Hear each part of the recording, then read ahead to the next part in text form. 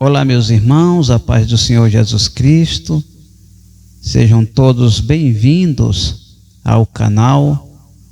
Hoje nós iremos estudar um pouquinho mais acerca da palavra do Senhor Jesus. Vamos falar aqui acerca da mulher adúltera.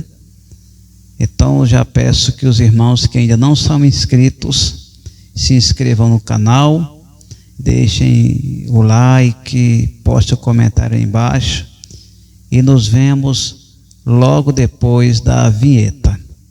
Glória a Deus. Atenção! Você está preparado? Prepare-se! Pregando a sã doutrina. Apresentação: Apóstolo Lindomar. Comunidade Cristã Assembleia dos Justos.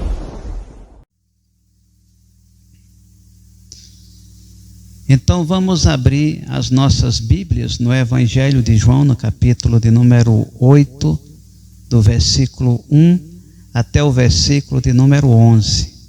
A palavra do Senhor nosso Deus diz assim: Porém, Jesus foi para o Monte das Oliveiras, e pela manhã cedo voltou para o templo, e todo o povo vinham ter com ele, e assentando-se, os ensinava. Glória a Deus.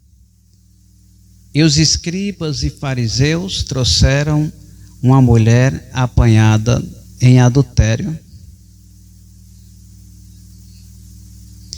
e pondo-a no meio, disseram: Mestre, esta mulher foi apanhada no próprio ato adulterando.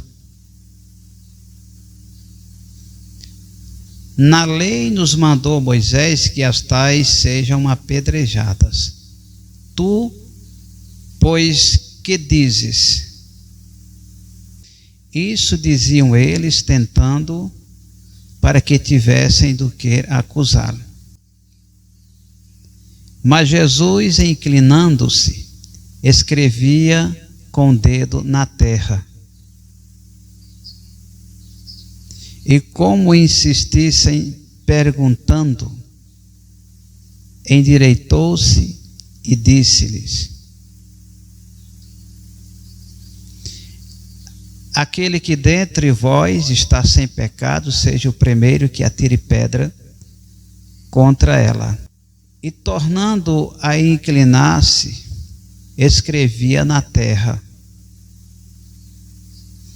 Quando ouviram isso, saíram um a um, a começar pelos mais velhos até os últimos.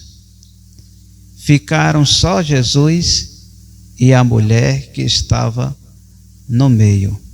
Glória a Deus. E endireitando-se Jesus, e não vendo ninguém mais do que a mulher, disse-lhe: Mulher, onde estão aqueles teus acusadores? Ninguém te condenou? E ela disse: Ninguém, Senhor. E disse-lhe Jesus: Nem eu também te condeno. Vai-te e não peques mais. Então nós estamos diante de mais uma passagem maravilhosa das Escrituras. E nesse texto nós vemos o relato histórico de uma mulher que foi apanhada em adultério e que foi levada até os pés de Jesus para que ele decidisse qual seria o destino desta mulher, e também porque os fariseus estavam tentando pegar Jesus em alguma falha. Então nós temos aqui muitas informações importantes que ao longo da mensagem nós vamos discorrer para nós vermos que o Senhor Jesus, o Espírito Santo de Deus, tem para nos revelar acerca deste assunto aqui neste vídeo, ok? Então veja bem, logo no primeiro versículo nós nos deparamos com uma informação extremamente importante para nossas vidas espirituais. Veja que Deus, ele diz assim, João 8:1, olha só o que é que está escrito. Porém Jesus foi para o Monte das Oliveiras, e pela manhã cedo voltou para o templo, e todo o povo vinha ter com ele, e assentando-se os ensinava. Glória a Deus. Então nós temos aqui algumas revelações importantes, alguns assuntos que é de extrema importância para a nossa vida espiritual.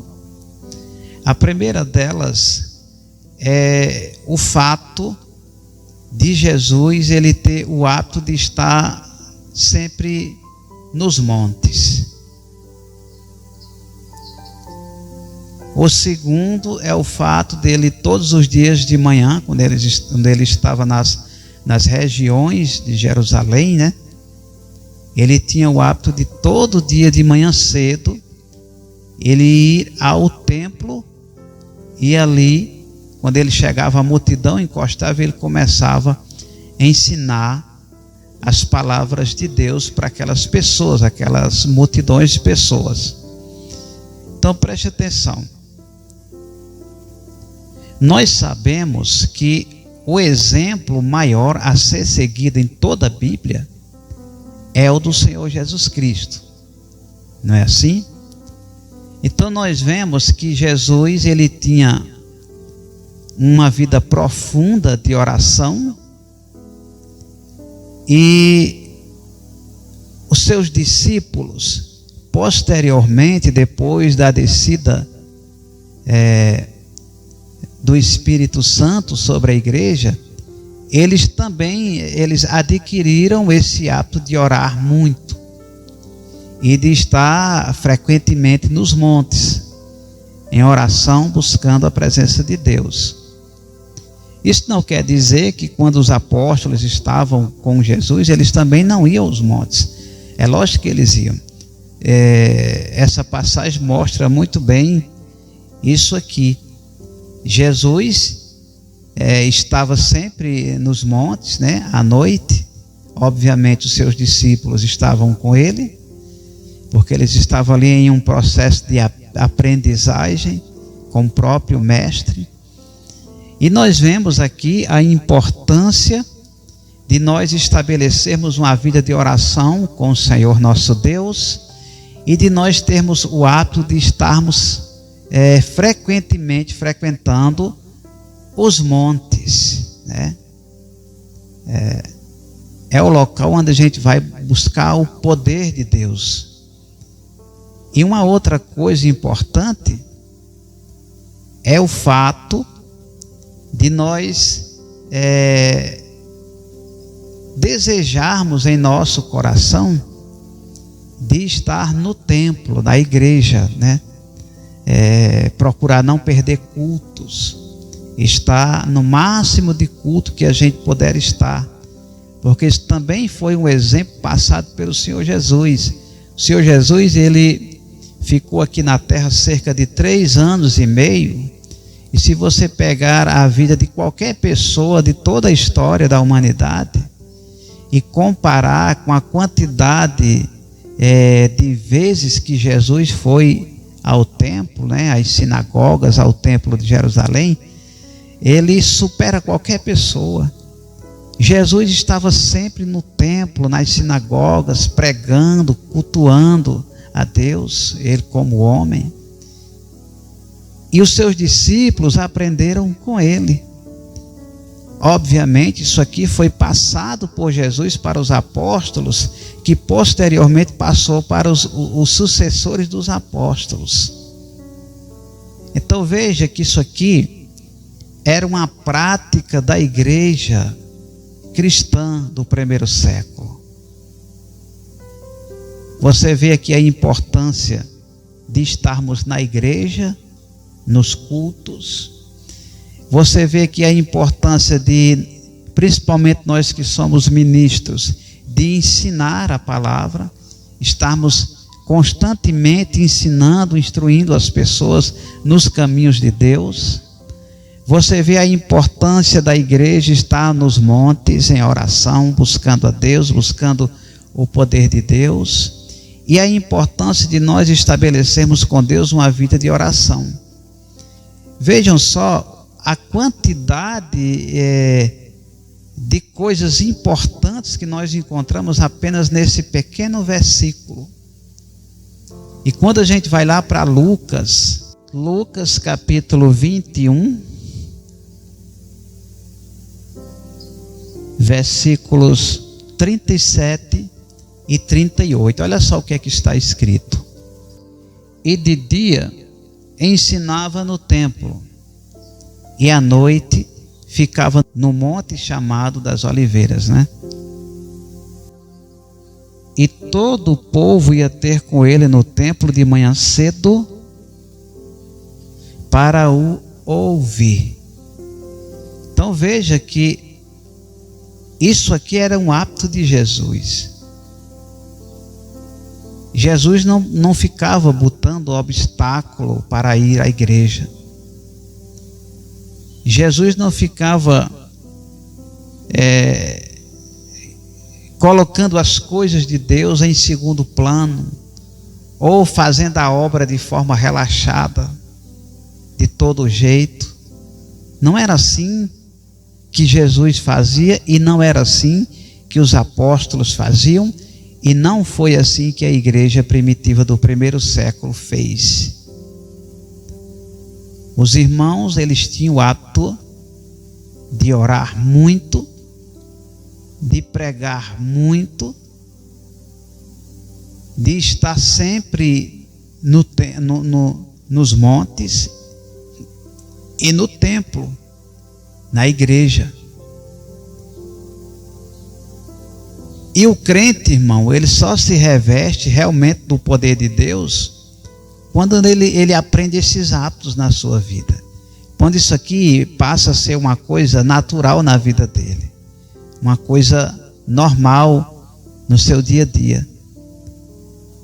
Aí é que nós começamos a experimentar o verdadeiro poder de Deus.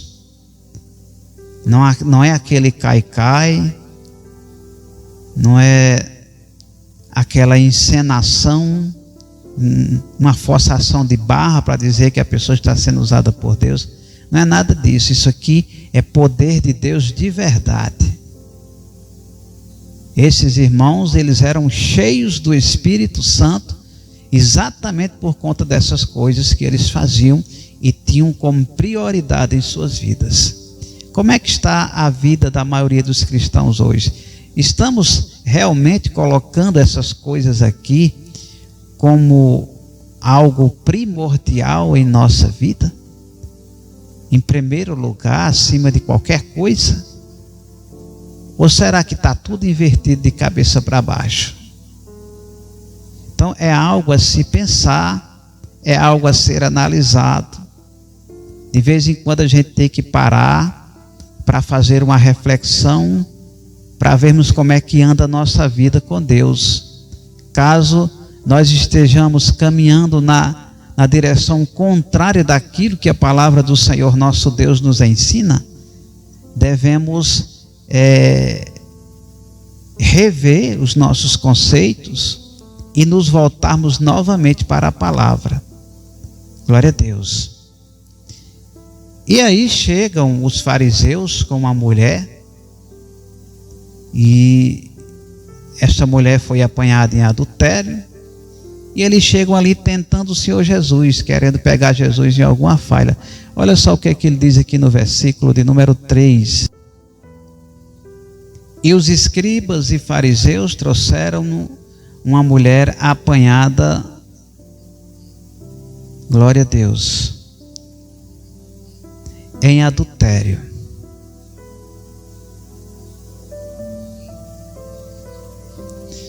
e pondo-a no meio disseram: Mestre, esta mulher foi apanhada no próprio ato, adulterando.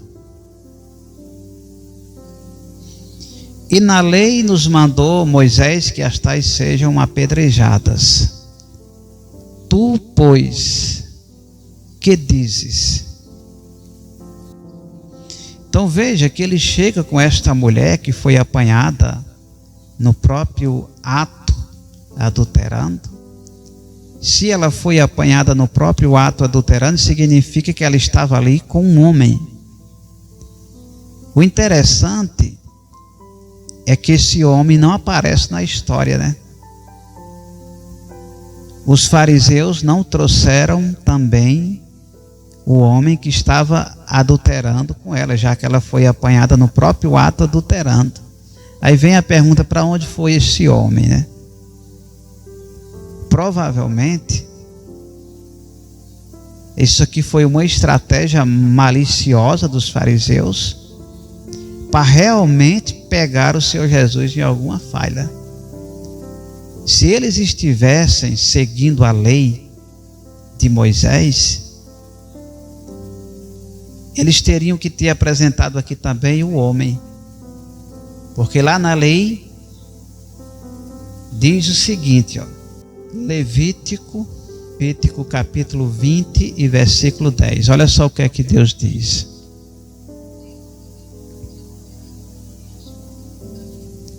Também o homem que adulterar com a mulher de outro, havendo adulterado com a mulher do seu próximo, certamente morrerá. Morrerá o adúltero e a adúltera.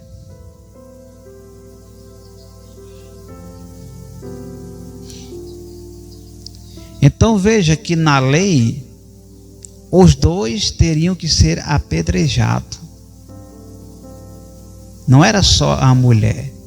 Então, se ambos foram pegos no próprio ato ali, adulterando, o correto pela lei de Moisés seria que o homem e a mulher tivessem sido trazidos e jogados ali diante do Senhor Jesus para que ele pudesse julgá-los.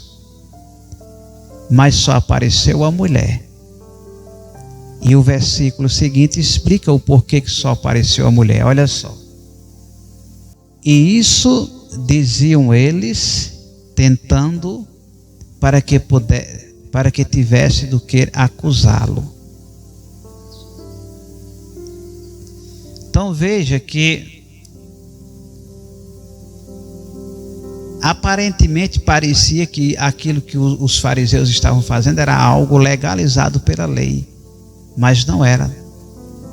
Eles estavam ali violando a própria lei de Deus.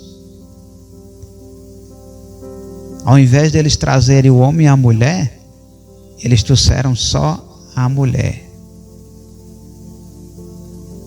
E isso explica o porquê que eles estavam ali tentando o Senhor Jesus.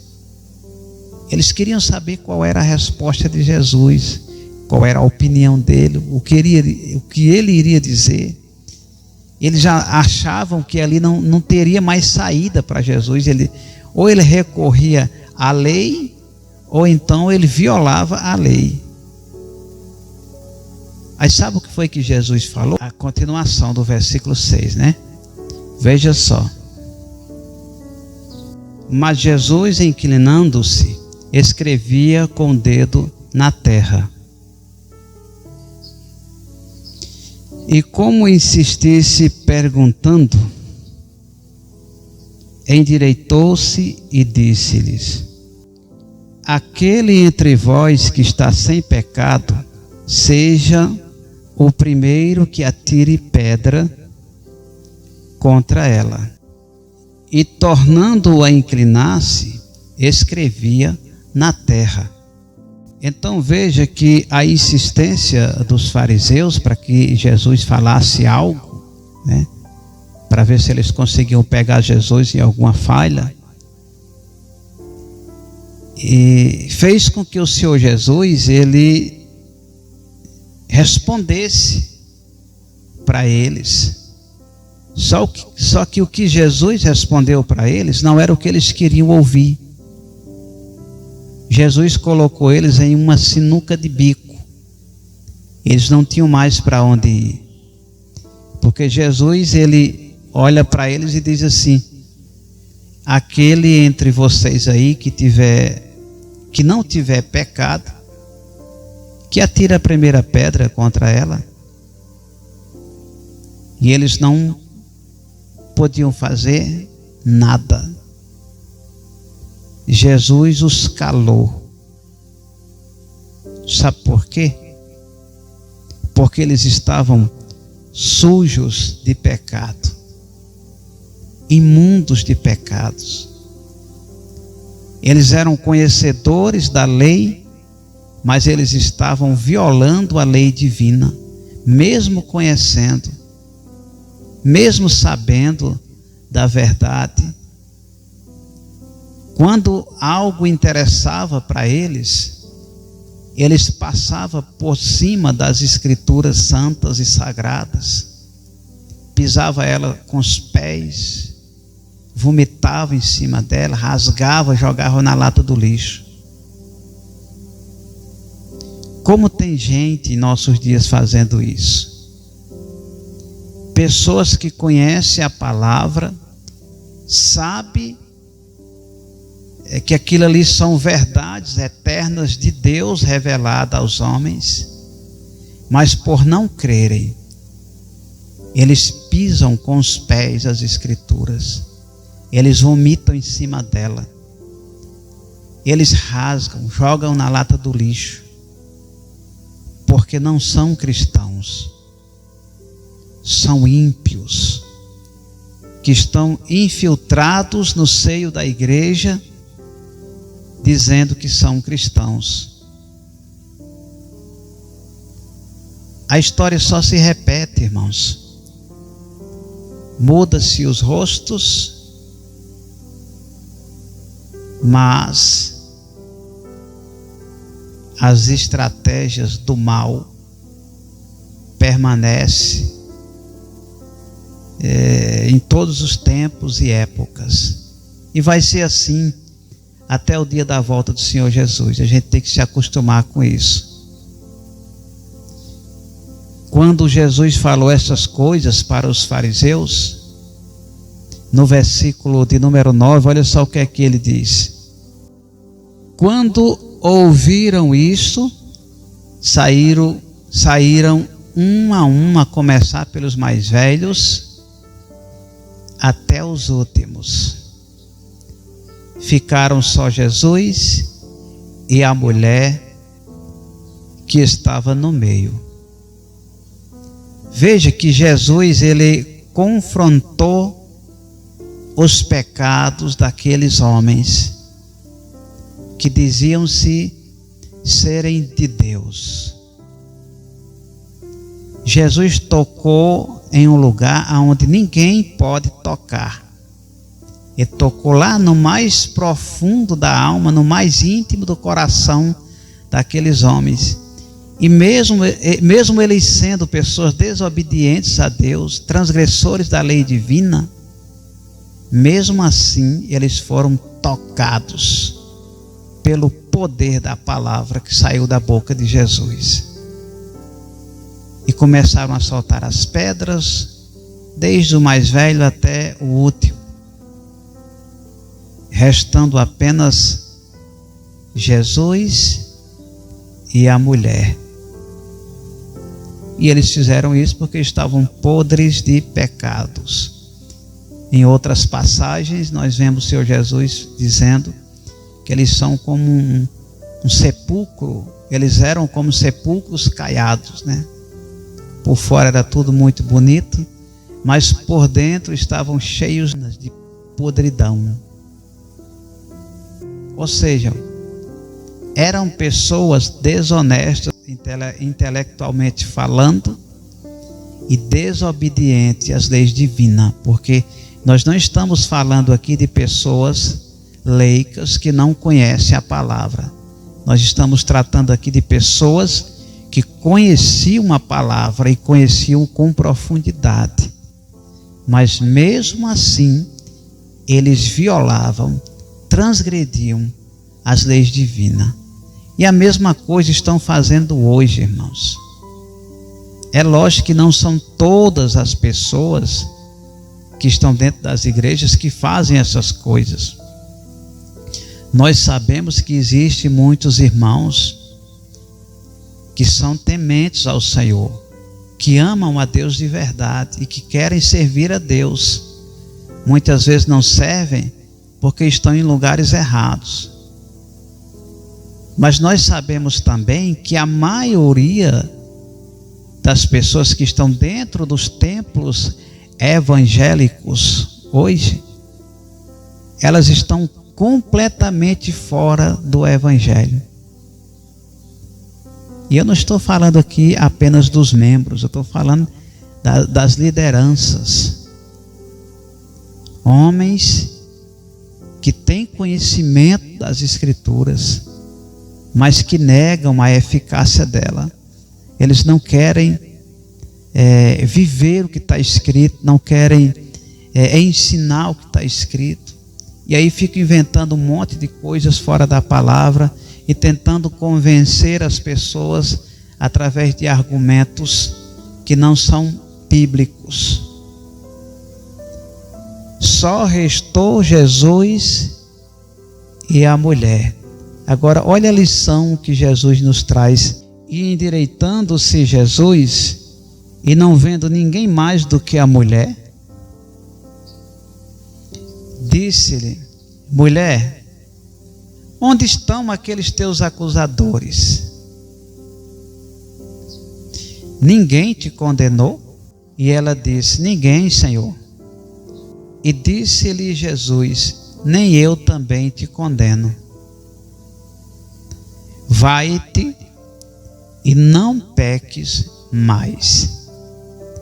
Então, veja que coisa maravilhosa que Jesus nos ensina aqui nesta tarde.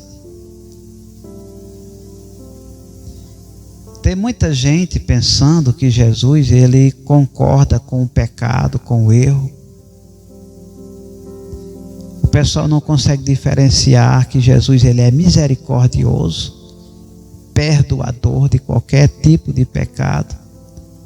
Só que Jesus também, ele é justo, e ele é santo, e ele julga segundo a reta justiça dele, da sua palavra. Então, ele perdoa, mas ele não aceita o erro. Veja que Jesus perdoou esta mulher. Ela estava imunda de pecados. Jesus a perdoou, mas ele disse: vá e não peques mais. Lá no Evangelho de João, no capítulo 5 e no versículo 14, o Senhor Jesus falou assim, ó: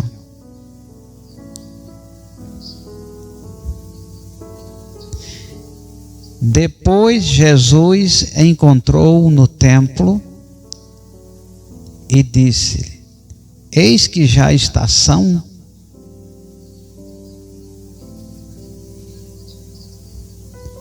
não peques mais, para que não te suceda alguma coisa pior. Olha só, irmãos. Isso aqui é a história daquele homem que estava lá no templo de Betesda. E ele queria pular no tanque para ser curado, mas ele não conseguia porque ele era aleijado, vivia em uma cama, né? E Jesus se aproxima dele e cura ele. Ele se levantou, pegou a sua cama e saiu caminhando. Depois de algum tempo, Jesus encontra ele novamente, ele já sadio ali, curado. Jesus olha para ele e diz: veja que já está são. Aí ele diz: vá e não peques mais, para que não te suceda coisa pior. Significa que existem doenças que são causadas por causa da desobediência da pessoa a Deus.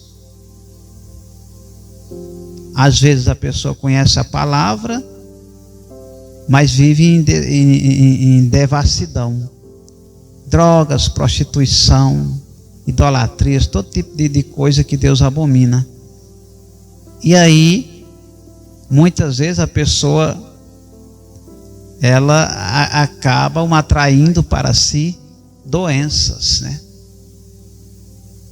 De várias maneiras. Pode ser um acidente, deixar a pessoa ali paralítica.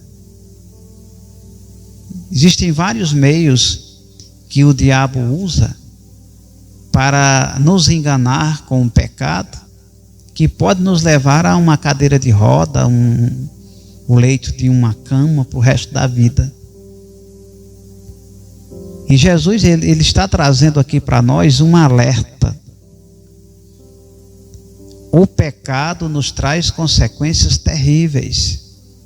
Ele está falando claramente: não peques mais para que não te suceda algo pior. Ou seja, pior do que aquela doença de que ele foi curado. Então, eu acho que tem muita gente brincando com o evangelho e achando que está tudo dentro da normalidade. E não está. Não está.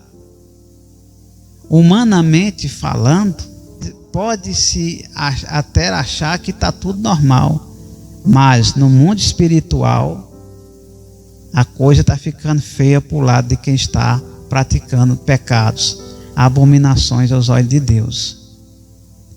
Então a gente precisa aprendermos a sermos mais espirituais e menos carnais, a estarmos mais próximos de Deus de que do pecado e do diabo.